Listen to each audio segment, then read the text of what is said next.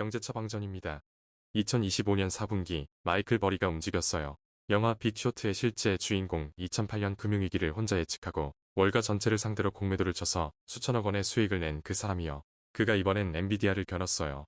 SEC 공시 기준 명목 가치 약 2,600억 원 규모의 풋옵션이에요. 참고로 이건 명목 가치예요. 실제 옵션 프리미엄은 더 작아요. 스트라이크는 100달러에서 115달러, 만기는 2027년이에요. 2025년 11월에도 엔비디아 주가는 스트라이크보다 40% 이상 위였어요. 지금도 버리의 베팅은 손실 구간이에요. 그런데 이상한 게 있어요. 그 시점에도 월가 애널리스트 70명 중 93%가 엔비디아 매수 의견을 유지했거든요. 오늘은 딱 두 가지 질문에 답할게요. 버리는 왜 틀릴 수 있을까요? 그리고 그가 맞을 수 있는 조건은 뭘까요? 버리의 주장은 간단해요. 엔비디아는 2000년의 시스코라는 거예요. 잠깐 2000년으로 돌아가 볼게요. 당시 시스코는 전 세계 인터넷 장비 시장의 70%를 장악하고 있었어요. 라우터, 스위치, 네트워크 장비 인터넷이 세상을 바꾼다면 그 인프라를 독점한 시스코는 영원히 왕좌에 있을 것 같았죠. 시가총액은 5,500억 달러. 그 당시 미국 GDP의 5에서 5.5%였어요. 그리고 2000년 3월 버블이 터졌어요. 시스코는 다음 2년 만에 주가가 88% 폭락했어요. 버리가 보는 오늘의 엔비디아예요. AI 가속기 시장 점유율 98%예요. 이게 거의 독점이라는 뜻이거든요. 시가총액은 4조 6천억 달러예요. 미국 GDP의 15에서 16% 수준이에요. 거의 미국 GDP의 7분의 1이죠. 버리가 보는 그림은 이거예요. 역사는 반복돼요. 인프라 독점자는 버블이 꺼질 때 같이 꺼져요. 그가 직접 던진 메시지는 이거예요. 이건 평소와 같은 사업이 아니라 위험 그 자체라는 거예요. 여기까진 맞는 말처럼 들려요. 그런데 그가 놓친 게 있어요. 시스코가 망한 건 시스코가 나빠서가 아니었어요. 시스코의 고객들이 죽었기 때문이에요. 2000년엔 월드컴 같은 통신사들이 광케이블을 샀어요. 전부 빚으로 인프라를 쌓던 회사들이었어요. 버블이 터지자 이 통신사들이 줄줄이 파산했어요. 주문이 하루아침에 증발했고 시스코는 같이 무너졌어요. 그럼 엔비디아의 고객은 누구예요? 여기서 차이가 갈려요.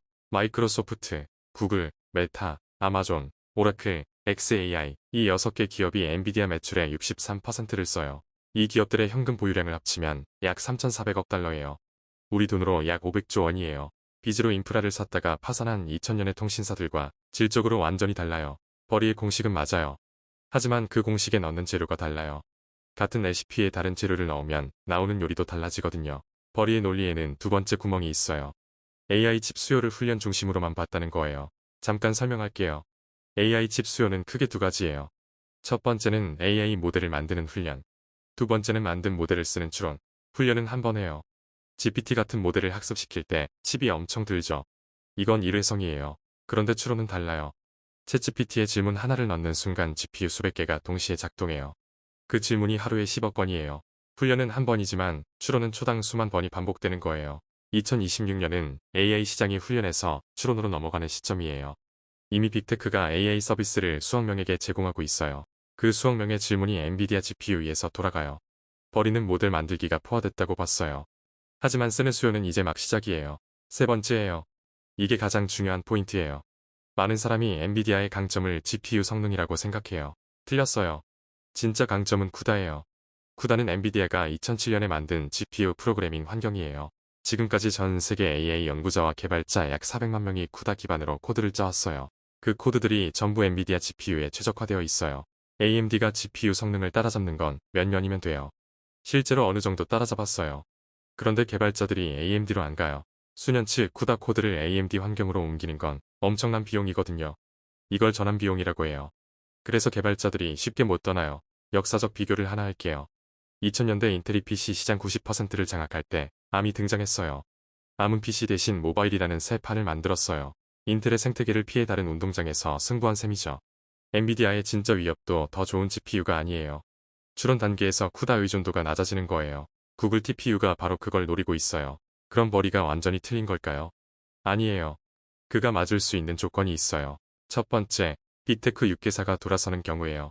2026년 이 6개사의 데이터 센터 투자 규모는 6천억 달러예요. 그중 엔비디아가 공급하는 비중은 80에서 90%예요. 이 6개사 중 한 곳이라도 투자 수익률이 기대에 못 미친다고 판단하면 엔비디아는 바로 타격을 받아요.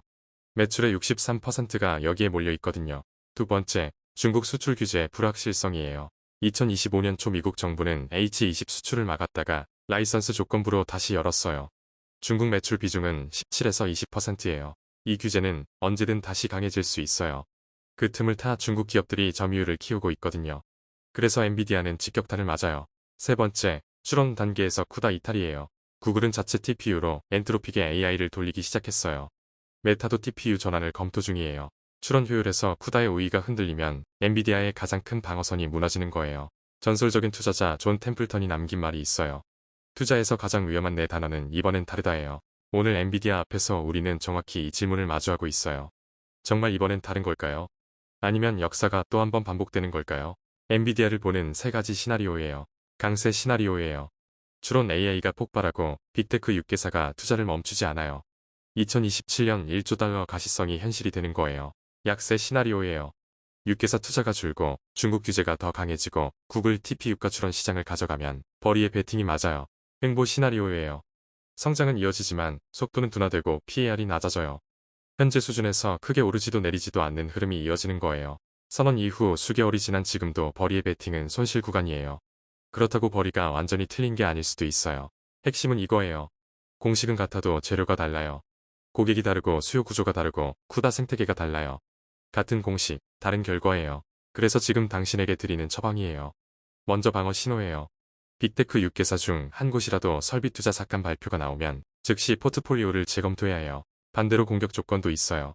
AI 추론 성장률이 분기별 30% 이상 유지되고 쿠다 점유율이 85% 이상이면 강세 시나리오가 살아있는 거예요. 다음에 볼 숫자는 두 개예요. 데이터 센터 투자 가이던스와 엔비디아 다음 분기 실적이에요.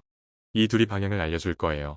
엔비디아가 흔들리면 삼성전자, SK하이닉스, 국내 AI 반도체 ETF도 같이 흔들려요. 지금 내 포트폴리오 시나리오를 점검해 보셔야 해요. 오늘 영상이 도움이 됐다면 구독과 알림 설정 부탁드려요.